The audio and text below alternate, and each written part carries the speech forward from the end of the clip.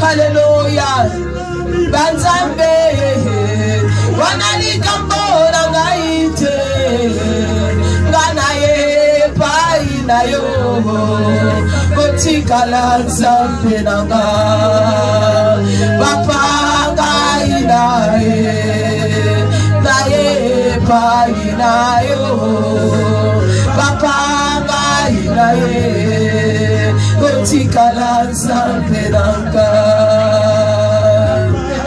Oh Rabashika ya baba basanta napusani Yesu na dimanche lelo napusani nzambe liboso na yo natelemi liboso libota na yo nzambe yo makasi yo liloba na pomoi yo nde kimia esengo yo nde nyonso yo nde nguya okumama Yesu osanjolama angai naye otikala nzambe nanga. Yesu, Yesu, Yesu, Yesu. Osa lèvres dans dimanche à l'ensemble. Qui est comme toi, Seigneur? Qui est semblable à toi, le Dieu véritable? Merci, Seigneur, pour ta présence. Merci parce que tu es là, Seigneur. Merci parce que tu es là. Tu es la parole vivante, Seigneur. Oh, Zambé. Oza papa na biso to pusanye pai na yo Yesu ozali nzambe ozali nzambe ozali nzambe ozali nzambe haleluya epai na yo papa ngai na ye to yozala nzambe nanga. Haleluya haleluya isungi na bato mokile kozala te Mais Yesu Deli Sungi à solo. Alléluia. Merci Jésus. Merci pour ton comprenant qu'on a Nzambe. Merci pour ton comprenant qu'on a nyonso ya biso. Voilà pourquoi on a dimanche à l'élan toye qu'on glorifie yo. Toye pour ton yoka yo. Toye pour ton santo la yo. Toye pour ton neto la yo Nzambe. Topungi pour yo mona na Yesu. Sois bokonzi. Sois bokonzi. Sois bakonzi. Sois bokonzi Yesu. Sois bokonzi. Sois bokonzi. Sois bokonzi. Sois bokonzi. Ozali Nzambe. Ozali Nzambe. Hallelujah. Kuna saidi. Oh, kuna saidi. Baba, kuna saidi. Kuna Mungu. Kuna saidi. Oh, kuna saidi. Kuna saidi. Baba. Oh, kuna saidi. Yesu yo poki na rokumu. Yesu yo poki. Ay, yo poki. Ovandi na kembo la yo Nzambe. Ozotala mukolo yo sanctifia. Lolenge ni bana no bako sanctifia yo. Lolenge ni bana no bako santo la yo Nzambe. Seigneur, on sanctifie mukolo lelo. Dans la biso yo Seigneur. Toye ko reconnaître que tous on fait ma pona yo. Toye ko reconnaître que tous on a bon compte mo soutenir les colons bo ina biso. Obele yo Yesu. Oye sengeli to exalter. Oye sengeli to élever. Oye sengeli to netola. Ezali yo Yesu. Ezali yo Shilo. Ezali yo Zambalola. Kumama na yo Yesu. O sanctifie mokolo yo pambate. Poto yako tombo la yo Nzambe. O pesa mukolo nyonso muto asala. Nzambe mokolo lelo muto vanda. Asambela. Atombola yo. O Seigneur ofandi. La gloire na yo. O partager que moyo na motote. Yamba yango. Sois yango. Ezaya yo Yesu. Ezaya yo. Ezaya yo. Tu es digne d'être adoré. Tu es digne d'être glorifié. Tu es digne d'être élevé Jésus. Tu es digne d'être magnifié. À ce dimanche nous te magnifions. À ce dimanche nous te glorifions. À ce dimanche nous t'exaltons Jésus. Gloire à toi Emmanuel. Gloire à toi Shama. Merci pour ta présence. Tu es là Jésus. Tu es là Jésus. Tu as dit dans ta parole là où 2 ou 3 sont ensemble à ton nom. Tu es au milieu de Seigneur. Nous croyons que tu es au milieu de nous. Nous croyons que tu es là Seigneur. Manifeste-toi. Manifeste-toi Seigneur de gloire. Accompagne Seigneur de gloire. La parole qui sortira à ce moment dans le cœur de tes enfants. Oh Seigneur, merci parce que tu as lèvres. Merci parce que ces moments, Seigneur de gloire, nous avons glorifié. Merci parce que tango ye pesa beli yo. Ozali nyonso Yesu. Ozali makasi na biso. Tikela Nzambe tango yo. Tikela Nzambe tango ya zali loba na bobo. Liloba we kopibe so sika kati na biso. Yebisa Yesu alobe la biso. Yebisa Yesu asala kati na biso. Tikela Yesika kwa zali Nzambe. Seigneur, nous te laissons la place. Seigneur, nous te laissons la place. Tu as préparé la nourriture, Seigneur de gloire, afin que nous les mangeons, Yahweh. Tika liloba oyo Nzambe tokolia, Yahweh. Eza la bilei oyo contribuer dans nzoto na biso. Oyo contribuer na ba santé na biso, Seigneur. Ba santé spirituelle na biso. Ba santé physique na biso. Seigneur, ton Dieu, Yahweh. L'homme ne vivra pas de pain seulement, mais toute parole qui sortira de ta bouche. Seigneur, me voici devant ton peuple. Seigneur, me voici devant ton peuple, Seigneur. Je suis que l'instrument que tu as choisi. Une simple instrument, Seigneur. Parle à ton peuple, Papa. Que je diminue, oh Dieu. Que tu te montres à ton peuple, Seigneur. Sois en l'œuvre maintenant. Oh, cher Saint-Esprit. Glorifie Jésus à ce moment. Glorifie Jésus. Oh, Rabasaya Bashike. Revêtis-moi de ta puissance, cher Saint-Esprit. Je m'abandonne à toi parce que je sais rien. Je m'abandonne à toi parce que je connais rien. Alléluia. Manifeste-toi. L'Esprit de Dieu, tu es là. L'Esprit de Dieu, tu es là. L'Esprit magnifique, tu es là. Monisa Manayo. Tombola Yesu. Naliloba oye kopima. Ekende toi na mitema na biso. Pambola Manayo Zambe. Poito sa lèvre na tango yo. Bébé sika nyoso bandeko bazolanda biso. En sa présence, Seigneur. Sois béni, Jésus, pour ta présence. Sois béni, Seigneur. Nous t'élèvons, Jésus. Nous t'élevons Jésus. Nous te glorifions Seigneur. Pose à l'ensemble. Au quotidien l'ensemble. La combo la Yesu. Tobete Yesu na biso maboko. Tobete la Yesu na biso maboko. A mérité gloire Yesu. A mérité honneur Yesu. Azanzambe na biso. Alléluia. Merci Seigneur. Merci Seigneur. Alléluia. Alléluia. Tozozwa ba Biblia na biso. Alléluia. Alléluia. Yahweh kangolanga Yahweh salelanga. Tala dimanche kitoko nzamba lingi ko salela biso. Nzamba lingi ko pambola biso. Po etazali nzambe. Alléluia. Tozwi ba Biblia na biso. Tokotanga makomi na nzambe. Tozana 2 versets. Oyo isa kotalisa biso ane na biso ya maturité. Et na lingi les 2 versets oyo to simba yango to tambola na yango na ne oyo mobimba parce que za ane na biso ya maturité. Nzamba za na posa to kola toza na verset na biso chapitre na biso ya liboso eza Luc chapitre 2 verset 52. Luc chapitre 2 verset 52. Koma yango quelque part tikala koma yango likolo akaye na yo année de la maturité et koma yango verset ya liboso eza Luc chapitre 2 verset 52. Verset la Bible ezali Ephésiens chapitre 4 verset 13. O eza ko signifie biso année ya maturité. Toza na ba verset bele ya ko kabola na année oyo mais ya motuya oyo pasto tiraki o ezali année na biso ya maturité. Eza na le 2 verset oyo Luc chapitre 2 verset 52 et Ephésiens chapitre 4 verset 13. Tolingi kotanga liloba na nzambe. Tokotanga na Luc chapitre 2 verset 52. Luc chapitre 2 verset 52. Mose na nzamba kotangela biso. Luc chapitre 2 verset 52. La parole nous dit ceci dans Luc chapitre 2 verset 52. Amen.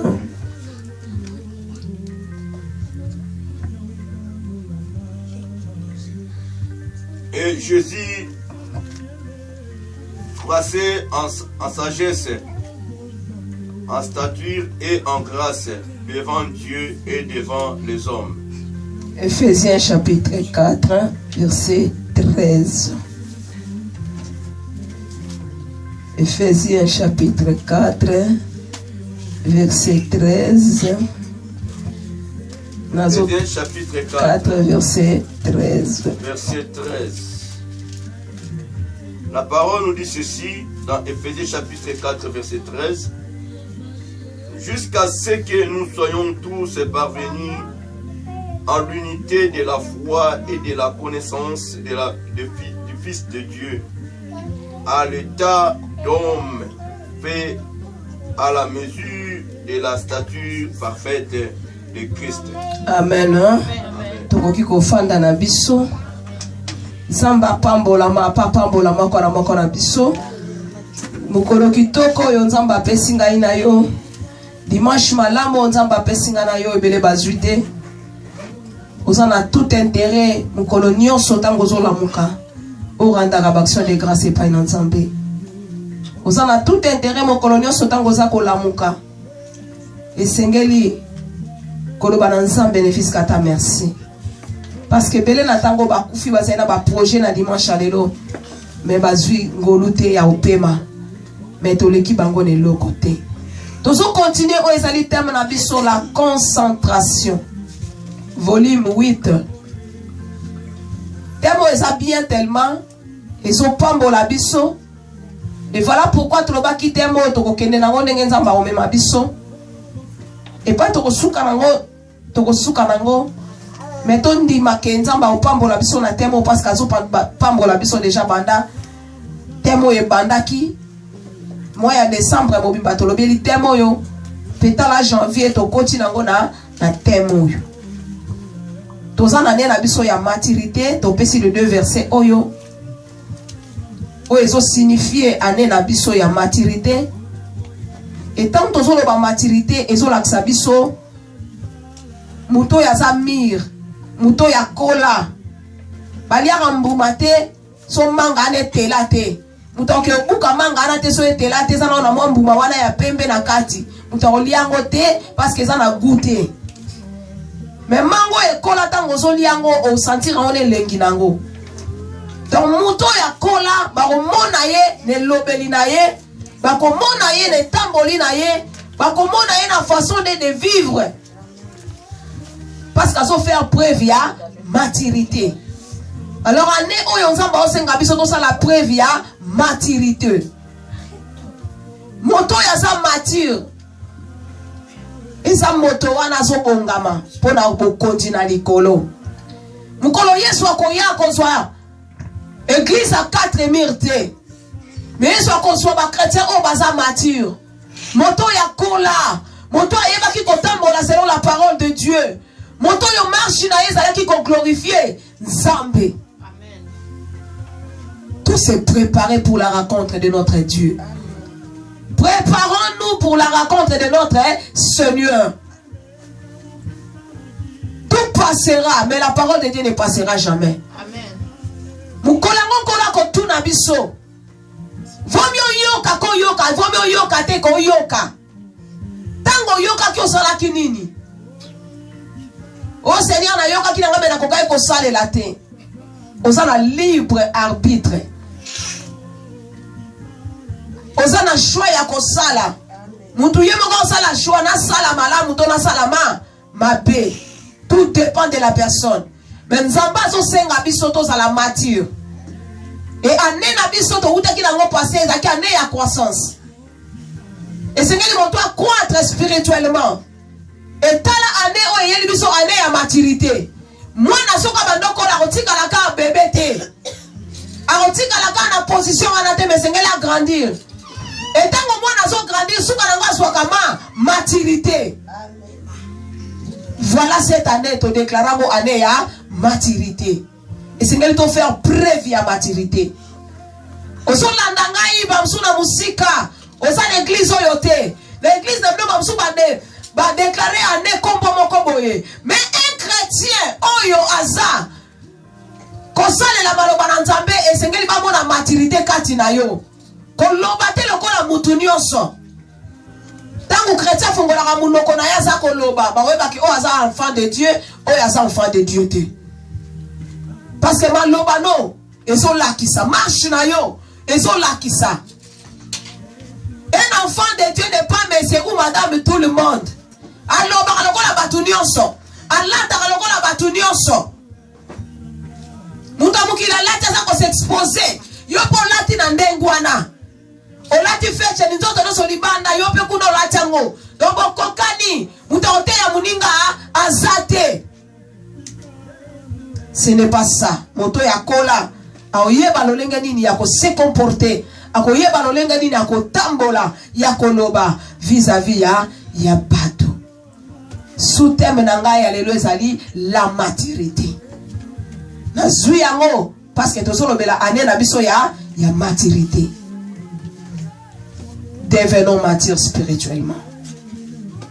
Tokoma na maturité katina na biso.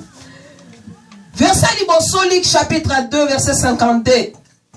La parole nous dit, et Jésus croissait en sagesse, en stature et en grâce devant Dieu et devant les hommes. Jésus Dieu. Jésus lui-même est Dieu. Croissait. Azalaki kokola en sagesse. Quand Jésus parlait, les gens voyaient la sagesse. Abene qu'on démontrait sagesse yanzambe kati naye. Toza na maître mususu tendeko. Toza na modèle mususu te. Tala modèle o sengeli biso to landa. Balobi Jésus Dieu, Jésus lui-même croissait en sagesse, en stature et en grâce devant Dieu et devant les hommes. devant tata na ye, devant Nzambe. Ye moko Nzambe, ça qui a parti à mon Nzambe, moko mte kitaki na se. Et c'est que li parta mon Nzambe wane kitaki, et démonter na batu, que ya solo na wuti, et pas ina oyo a, atindinga oya kati mwandambu ya mon Nzambe na ya kitisi yango na se. Yesu azaki kokola na sagesse. Ya mwana ke bato baza sage, soka zoloba. Bato bazo zwa quelque chose et pas inaye. Mais mouton aza sagité, a loba n'importe quoi. Oyoka yeto linga ofanda na te po makambo loba ke tonga ate. Ok senga conseil pa na yole conseil wana o bénéficier na ngwe zindisi na libulu. Amen. Po aza na sagesse te. Mais mouton aza na sagesse. Tango apesi yo conseil oke kosale la conseil wana oko comprendre pena ke conseil yo bapesa kinga yango elongisi ngai anzamba pambola ndeko wana nazoki sagesse pas na papa oyo tango mama opaye papa mama oyo tango azaki ko koloba balobaka munoko mukolo ezaka solo mebimisaka maloba ya bien ozobanga mutu opesa conseil amino epola mais nzoka na kati amino epola wana conseil moko kitoko ezako kobima kokwaka mutu te mais yamba conseil oyo azako kopesa yo. Amen. Jésus croissait en sagesse, en stature et en grâce. Grâce ezalaki toujours likolo na ye. Se ressemblaki na oyo atindi ye devant Nzambe tata pe devant bato. Si on t'a dans Jean 1er verset 14, la parole a été faite chère. Afandi na katabatu, alie na bango, alali na bango, atamboli na bango, bakanga ina mwasi ya mutute, bakanga ya yibelo kwa mutute, bakanga yeta salama be, bayoka yeta finga, bayoka yeta ayiba, bayoka yeta salama mabe, bato bavande kile ba comprendre babite, biso to abatu, toza kwa jir lokola batu, tozo finga, tozo yina, mais articles identiques, as inchangeables, as insondables, posa Nzambe. Amen. Ba comprenant qu'en avant Jésus a matana croix. Dieu n'a point connu les péchés. Dieu l'a fait pécher afin que na péché na ye. Bisoto comme ba juste. Amen. Nzamba solo. Afanda na kati ya batu. Mais batu ba mona ye na péché te. Reproche zala kite liboso tatoyo. Reproche zala kite liboso andi Yesu. Po batu bafande kile ba comprendre ba lobi azaya ya Nzambe. Ye moko Nzambe po muta mukili azala aboyete. Toza batu toza la même perfection, mais Yesu azala na imperfection te. Nzamba komisa kende lisumu po bisoto to bika. Mais lisumu ngo yemta amema ka na nzoto ne po amema po na biso, mais ya sala kango te. Lui qui n'a point connu le péché, Dieu l'a fait pécher. Année à maturité. La concentration. Témoin bien. Ephésiens chapitre 4, verset 13. Pour la balobi, jusqu'à ce que nous soyons tous parvenus à l'unité de la foi. Voilà première. Voilà 1. N'a tiré au moins 4. Oyoko sunga biso. Balobi na biso, na première partie, balobi na biso, jusqu'à ce que nous soyons tous parvenus à l'unité de la foi. Jusqu'à ce que biso nyonso, toko koma mutu moko, nako ndima. Mutu asangisi biso eza nani? Eza Yesu. Yesu mutu asangisi biso. Jusqu'à ce que nous soyons tous parvenus à l'unité de la foi. Tokokoba. Yabi baye balobi na biso. Et de la connaissance du Fils de Dieu. Deuxième. Troisième balobi na biso. À l'estature. Pardon. À l'état d'homme fait. On est à troisième. Et quatrième balobi na biso. À la mesure de la stature parfaite de Christ. Et ça a même verset à Ephésiens, chapitre 4, verset 13. Mais Ephésiens au moins 4, lune. Yaliboso balobi, jusqu'à ce que nous soyons tous parvenus à l'unité de la foi.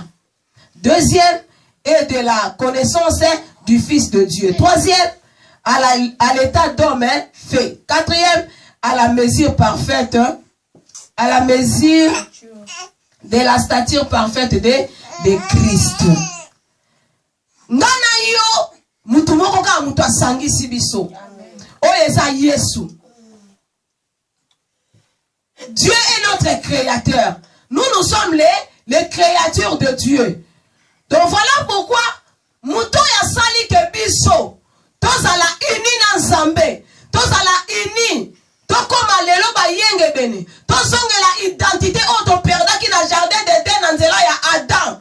Oya soki buko lupango atekilaki Satana. Et Yesu esengela kia ya. Pour ete buko lupango wana ezala récupérer. Pour biso tozongela valeur na biso. Tala bato babotoli bango lupango. Mais mukolo bako retrouver lupango na bango. Bakoma na joie. Parce que lupango na bango kedeki pa mutu mususu. Mais basali ke bavoka basambi bazui o ezali lupango na bango. Esengela ki Yesu ya. Pour azongisa biso. Azongisela biso pourquoi lupango oyo Adam pesa ke pa na diable.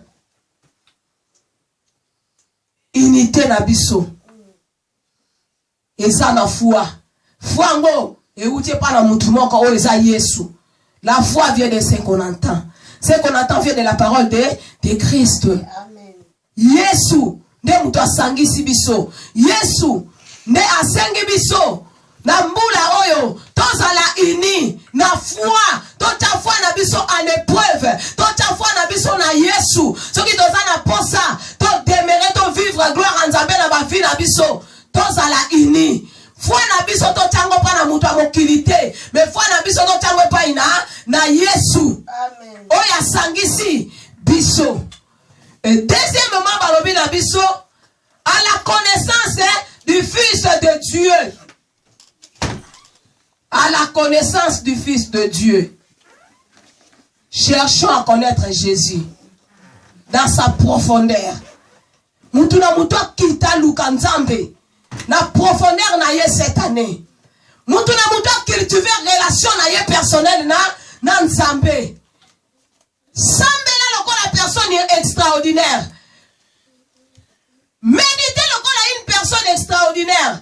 Sala nyonso lingyo sala pona gloire na Nzambe lokola mutu nyonso te sala ngo yomoko s'il y a gêné s'il y a prié kolanda mutu te lokola yazo prier tenga pe na lembi nanga lokola yepe azo gêné tenga na ko gêné te pa mutu ala zo gêné na chambre no zate pa yazo gêné na ndaku na ye ozate. Amen. Prier ce que sengeli o prier gêner ce que sengeli o gêner. Sala li kabolokola une personne extraordinaire. Ko se minimiser te. Oya ko tika mutu na mokilité. Amen. Mutu na mutu asana posa vivre mais puissante en Nzambe. Nzambe ka ya bango te. Nzambe ya biso nyonso.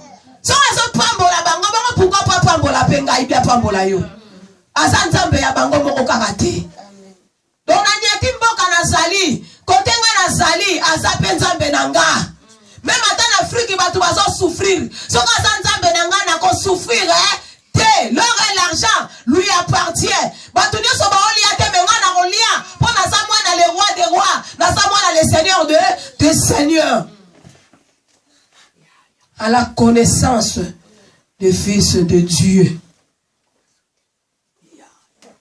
Na koko continuer kana bitido na sala na ngote. Na ko tambola kateka ndenge na bandaka ko tambola ndenge ba yebela ngai na koma rabi yoza rabi te Yesu ne mtaza rabi. Amen. Batu bakoma ninga akoma ne rabi par la force oko kokana na yete poza Nzambe 3 fois saint yo koma rabi na makambo ya mabe bate ya ngai baloba te ngana ko changer te lokola sina la panda ina ko changer te. Naïba maman moko azape diaconesse quelque part. Pasteur azote en église. Ate yaka mkolongo makambo masanga. Maman anabimi abinga pasteur ate tenga so na beti bière te na kimia te. Donc diaconesse abinga soki na mélité. Est-ce que batu bayebi musala diacre? Oyebi musala ba diacre ba terre en église. Ba diacre ba me mama kambanza me bien na église.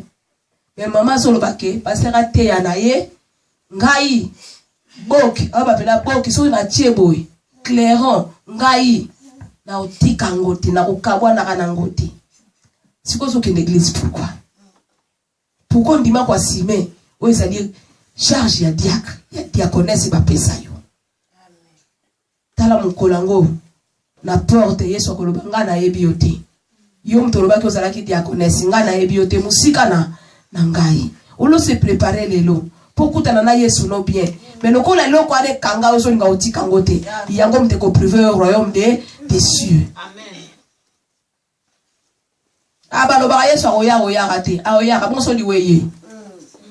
Et ko surprendre yo. Écoute yo na position ni no kende ndenge ni. Oko kende ndenge ni tango za koluka kolinga ko se préparer te lelo. Biloko mokili oleke ko tikala nango. Nani bakunda ina mbongo? Nani bachela ye nyonso oyo azala nango? Tala papa na biso Mobutu atonga na kini. Atongi ba stade, atongi ba pont maréchal. Mais tala côté bachaye. Est-ce que basombela lupango mobimba? Basombela ye quartier mobimba? Non, to zalaka neteni ndenge moko na cimetière. Ata bazuli espace monene, mais place ba kokundelo e ko zwaka mesure ya cercueil na yo. Amen. Pourquoi to zolinga to gagner mukili? To gagner nyonso na mukili. Mais to zo repousser Yesu à côté. À la connaissance du Fils de Dieu. Troisième, à l'état d'homme fait. Ah là là là là là là. À l'état d'homme fait. Mouton ya bongama. Mouton ya za prêt. Mouton ya za propre. Mouton ya za bien. Amen. Mouton ya za bien.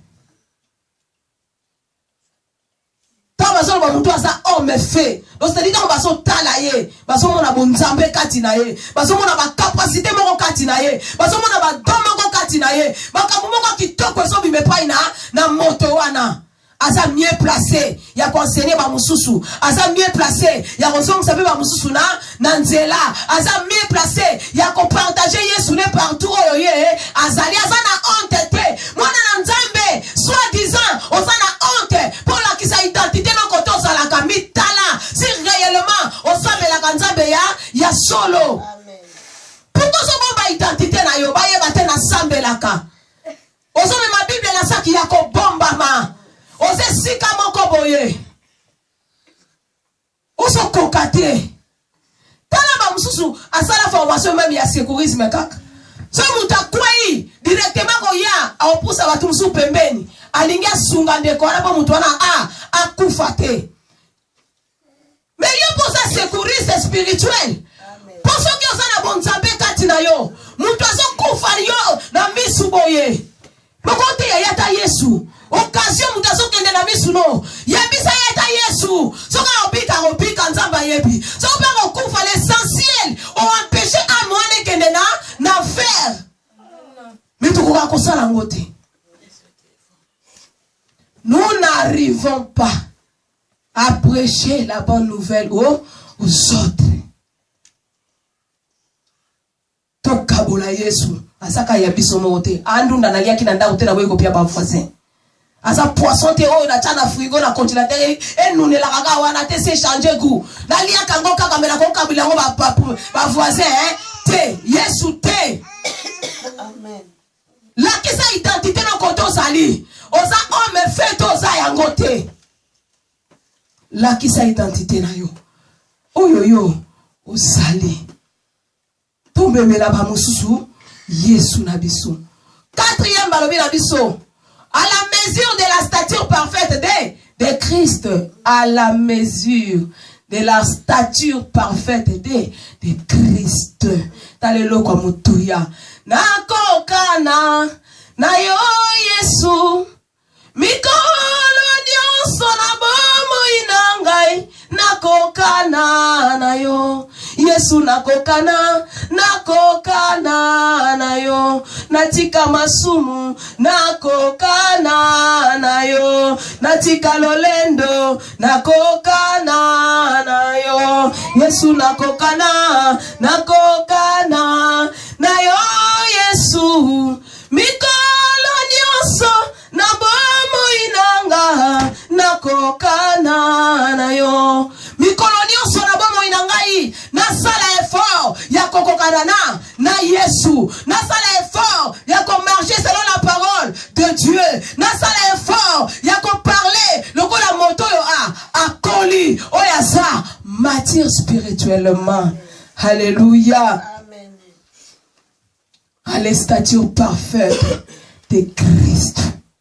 Nakokana na Yesu. Yesu ayaki atanke nzambe. Mais abatela esika wana. Abatela esika wana ya bonzambe.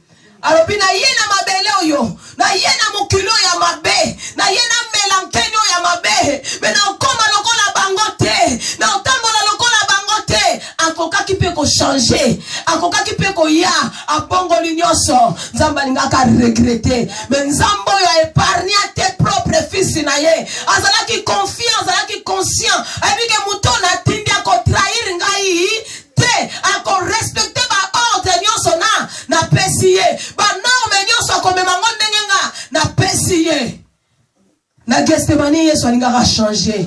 Ayoki pasi azomona kufa ndenge zoya atali kufa ngo ba planifier kango deja na koleka na kwa boye ba kobetanga basete ba kotobolanga makolo ba kotanga mupanzi ekomi pasi papa eske okoko longola kupo yote atali alobite eza onga na lingite volonté na ngate sala me ya yonde esala oya ngambo eza nzoto mtelinge tindanga tala nzoto ndenge tindaka mutu na souffrance moko boye okomi esika moko boye babi soko lobi lokuta te tokotiko te soko lobi lokuta te okozweloko boye te tikaka na kosa lokola bato nyonso bazokosa nzambe aza wana te nzambe akoregreta lobi metala akoki kodefendre ngai te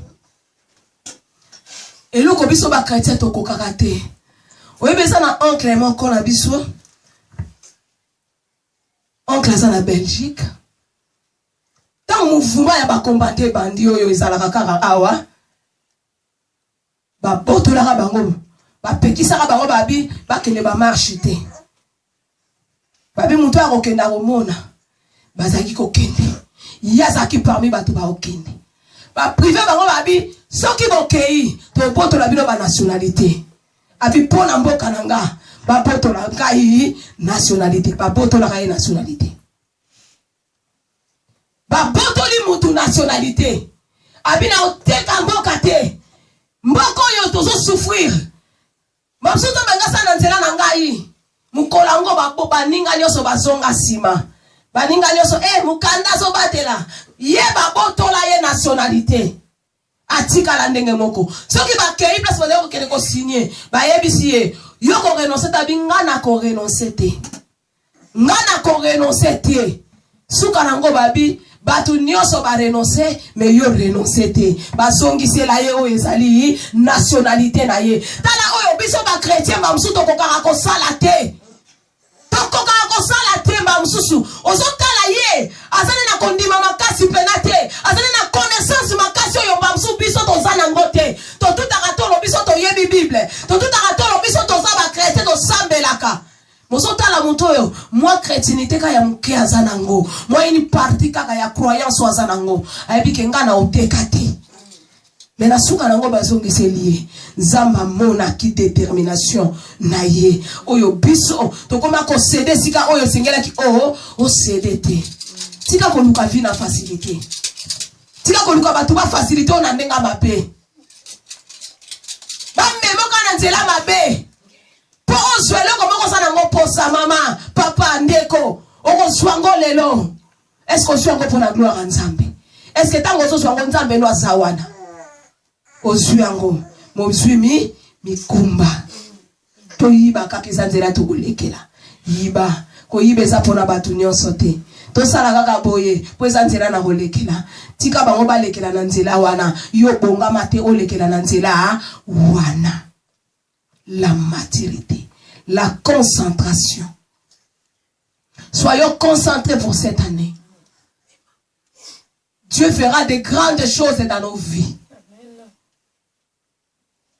Si nous nous laissons conduire par le Saint-Esprit, nous allons faire triompher biso. Nous allons faire le makamboyo. To satanda ki nangote. To leba ki miracle inattendu eso c'est la mutu moko. Mais mutu ango oya sa prena nzambe.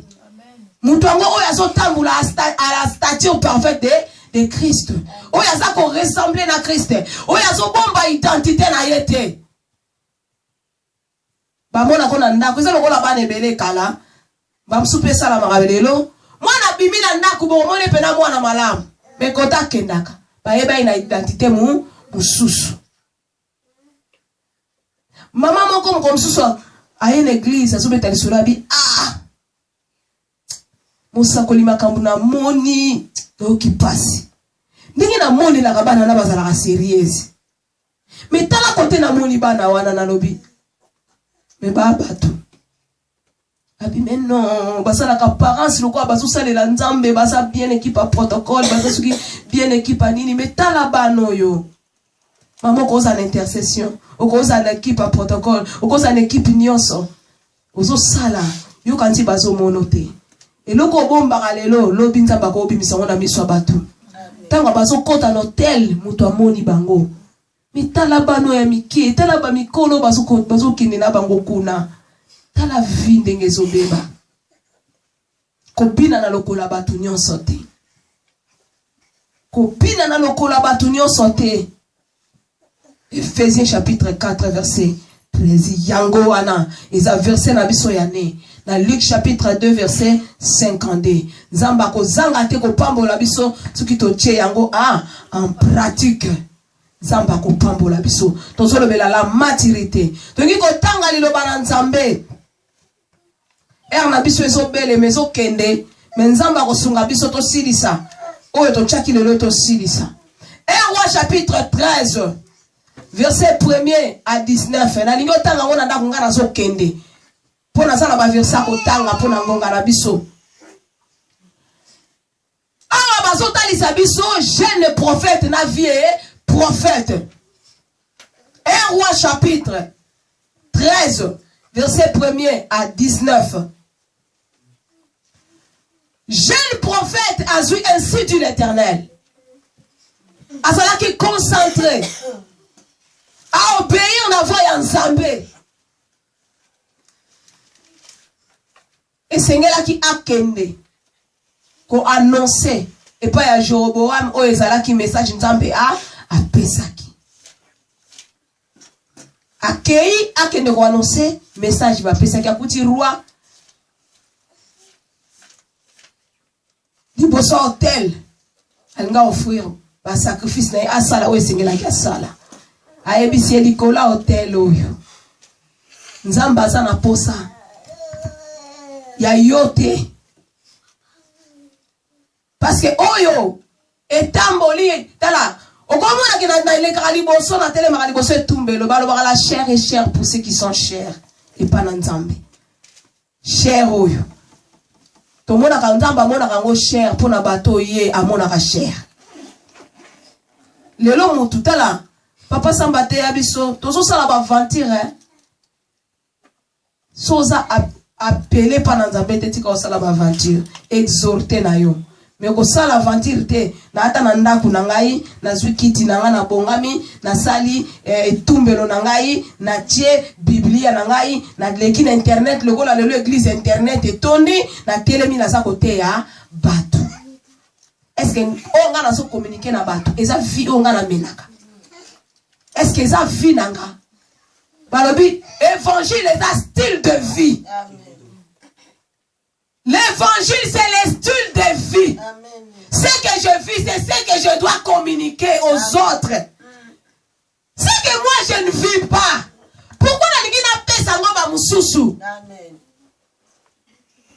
Évangile est un style de vie. Kemba hôtel wana yo sala comme ça repele la yo. Ozo que ne sala sacrifice moko. Oyo osala bileta ko keno kosala ngoto sa propre te. Ole ka liboso keno kotumba mbeka.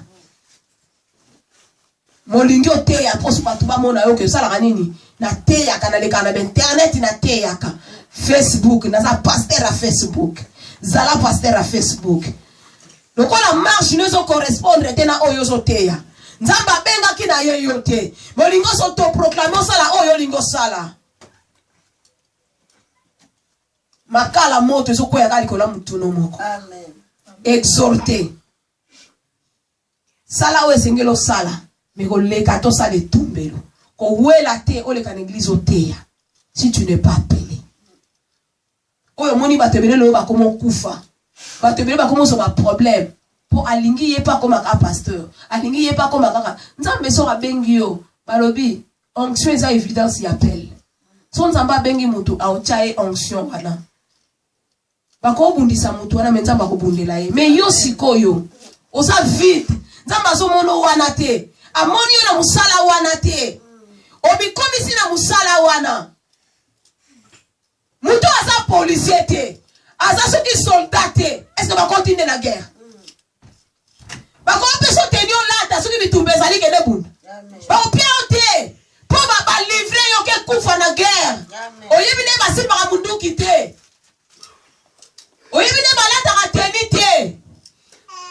David a guerre bunda na Goliath. Saul a pesi ye o ezaki ba armement na ye. Alati ameki ba casque. Alati ba biloko alobi na bunda na façon na nga. Oyo ya ngate. Kitisa ya batu. Bunda na façon na yo. Tikala na onction nzamba pesa yo. Soki nzamba bengi yo en tant qu'intercesseuse. Zalawana. Abengi yo en tant que protocole. Zalawana. Abengi yo en tant que soki nani. Zalawana. Zela tour na yo. Zela mukolo na yo. Onction nzamba be soki na ngoka na don. Mais le long talingue souka na donte. Il peut faire tele makaka banote ya. Tala le long de to kono kuta na ba problème ebele. L'onction est l'évidence de l'appel. C'est Dieu qui appelle au ministère. Mais mutalinga koma oyo ye, alinga koma par la force. Moko tala mutangwa so kabola. Ene lataye. Elateli mabe. Kote nyoso ya koto atele maneka wana. Kindo kinano atikite. Moyibi atikate. Kisongi atikate. Yena wa médisance na wa calomnie. Bravo. Siko mutanenga losala ke tumbe. Loso kabula nini?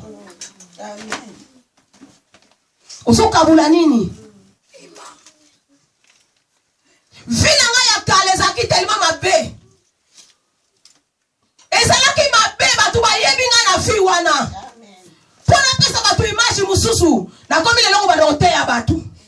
Mais est-ce que vi wana kala et si là libukana batu tilaka pilipili solo nyoso si là amen batu ba libuku batu la pilipili solo si la raté et si là so le lo tutela comme pilipili so comme ni kango na ba savon comme tchelo biloko mususu ko lata solo ya tomati e ko lata solo eloko yo tuteli yango ko longa ya pilipili amen tala vito sa komene lelo. Tala vite comment komene lelo.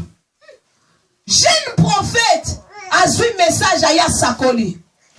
Joboam a jeté Moussapi. Yozanani oya kolobake. Hôtel ko s'effondre. Yozanani oya ko Moussapi na roi.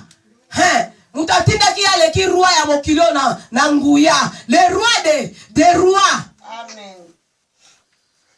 Joboam a tie munoko. Atielie Moussapi. Tanga zo tia Moussapi. Loboko ekauka kate. Ekauki. Amen.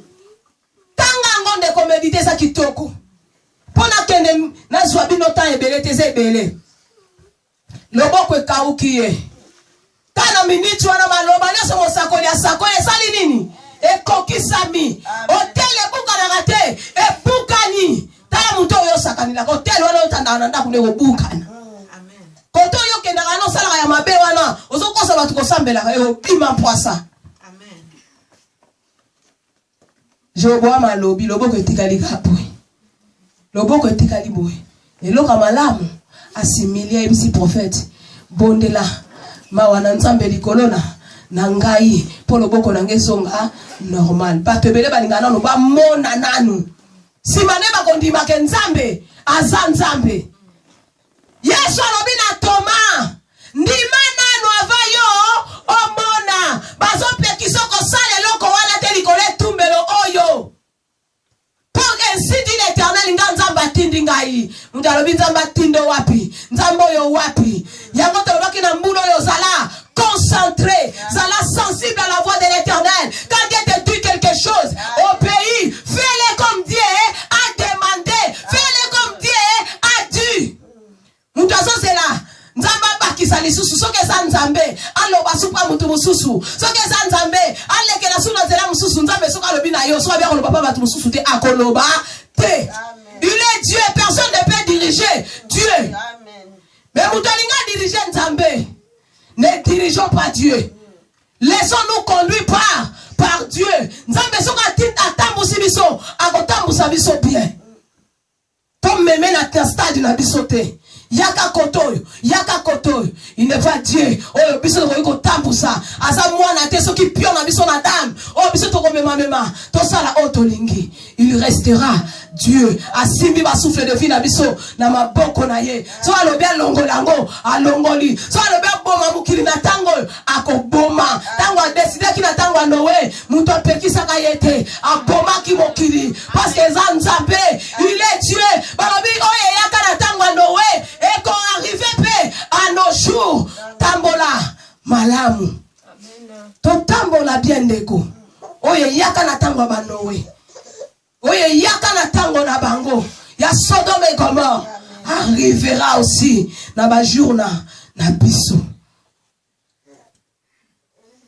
Jeune prophète a sakoli roi mona ki kaza roi mais suka nango asuka kinanzela loboko ekaukie achaki tembela nzambe kochaka tembela nzambe tendeko somo sana nzambe alobino likambo soki eza esudi l'Éternel ndima ngo ndenga yebisi yo bondela nzambe soki ya mabe kokisama te soki ya malamu ekokisama mais mutu aza pressé na kobwaka kozalaka pressé na ko rejeter esudi l'Éternel te endoto na zwe za nzambe te ngai na lobaki boye na lalaki boye pourquoi na zwe loko eza nzambe te obwaki yango or que c'est l'esudi l'Éternel. Priez loba na nzambe soki ya mabe papa nazotambola mabe sunganga nazongana na nzela nakoma kotambola malamu mais mutu tokoma kotiela tembendeza nzambe.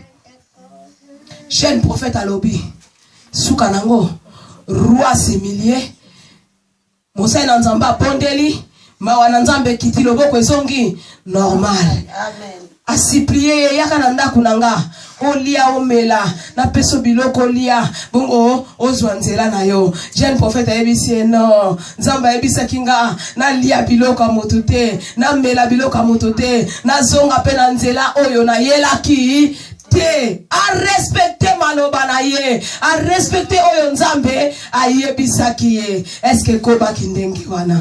Soyons concentrés ndeko à ce que Dieu nous dit. Zala sensible na voix yanzambe pour omona bikamwa ya yanzambe pour vina yo za la prêcher mais vina yo kendemu mulai e pa nzambe abongiseli yo okoki ko prêcher vina yo kaka yo moko suite à marche na yo suite à lolenge na yo kosalela ya maloba na yo ngakuna amona na kokufa na ngakaka ngakuna amona na okokufa ndeko. La mort et la vie sont au pouvoir de la langue. La mort et la vie sont au pouvoir de la langue. Parce que yo moko so tato la yango. De l'abondance du cœur la bouche parle. Ndeko yo alobi na ye roi bibo kende malam ye wana na nzela bimi bana ya vieux prophète basalaki wana l'événement tango hôtel ezako s'effondre. Ba moni événement nyonso ba kimi mbango ba kebisa papa na bango. Eza na mosali na nzambe moko aleki kuna. Hallelujah. Ah nzambe. Eza na mosali na nzambe moko aleki kuna. Tala makambo alobi, tala makambo esalami. Papa lobi alekeli nzela nini? Akenzela nini bana babi akenzelo yo. Papa lobi te bo bongiselanga cheval, bo bongiselanga soki nini ale a monter a landier. Tala yo mutolingi ko landa bana batu. Tala yo mutozolanda ba oyo nzamba zo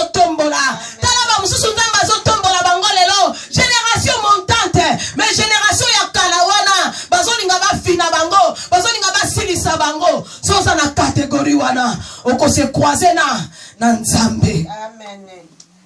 Alanda jeune prophète. Amoni jeune prophète azo pema na ye na mwanzete azo mupepe. Atuni yonde jeune prophète outi na samarongai. Ayebisie nzamba yebisi ngai. Abi yaka tokene na ndaku na ngai. Olia omela osali musala osala kinzela mulai. Tokene na ndaku na ngai omela osukula ta makolo opema. Te nzamba yebise kingana lia elo kwa mutu te. Na kota na ndaku kwa mutu te. Na sala boyete na zonga pe na nzela na yela ki. Te o te nzambe pa lobi na ngai. Ngape na zamo sali na nzambe. Nzambe pa lobi na ngai yaka na ndaku na ngai o kende kolia. Omela mwa mai. Soyons concentrés à ce que Dieu nous dit.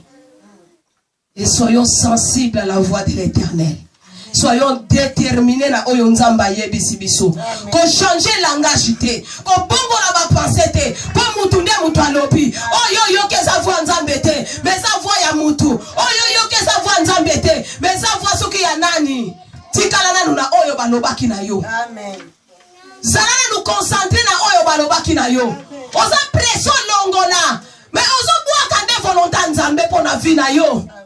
Et sengela ki vie na yo e continuer za la mulai. Mais muto abrégé vie na ye. Po ayo ki oyo muto alobi. Nga nzamba lobela nga. Yo pe nzamba lobela il faut na tidie. Oyo nzamba lobi na yo. Na nzamba lobaki na nge kokani te. Nzamba yebise nga na lia te. Na mela te. Na lekela nzela wana te. Biyo ye olobi na nga na kende na ndaku no na lia po nzambe balobi no te. Malamu na kende na nzala. Nzambo ayebise ki nga na lia te. Na kolia te. Nzamba yebisi Elisa la wana pe na torrent. Na oleso na nzela korbo. Elia tikala ki wana. Posoka bimaki aki no otambula Jezabel lo ba no luke banga boma e. Nzamba biyo bata biawa. Na oleso na nzela ya korbo. Tangu korbo sili. Alobine tele masiko kene na sarepta. Mutatine keza nzambe. Obéissons à la voix de l'Éternel.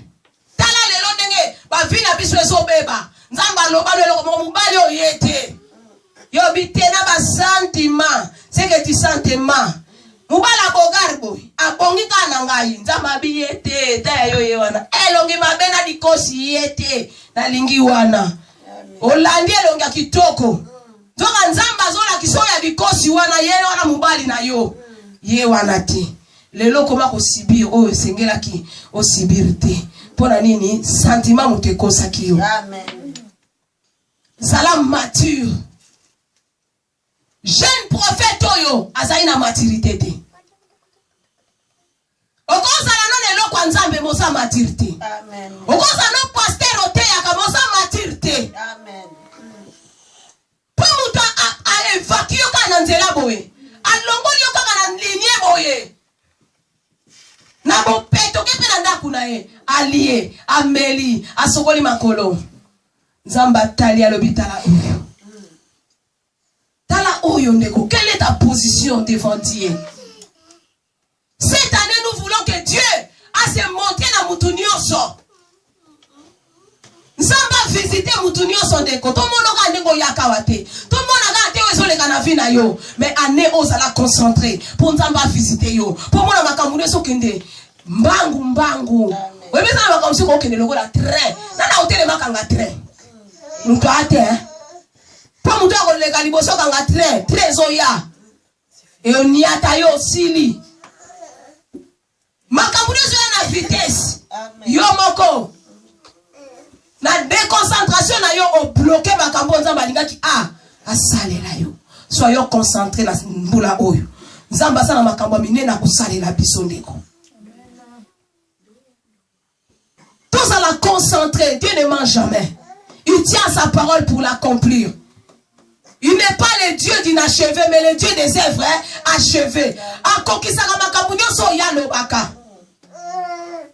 Alobi, mukile aussi la te onyo sa loba na Bible. Kubandana A, tina Z, iyo kokisa. Amen. Nzamba kosaka te, biso batuto changeaka. Nzamba changeaka te, tikala na maloba na ye. Ya wamona kinzambe soko soko na mutu. O kito mata, o meme na gauche na droite, o meme soki wapi, soka tikala kina oya ye, ti ongozonga wana. Na point de repère wana. Si manoko mona vinu e décoller. Mais tant que ongozonga te, tambula na yo, Comment nous mettons les gars dans les lingi? Oh, bon, gars,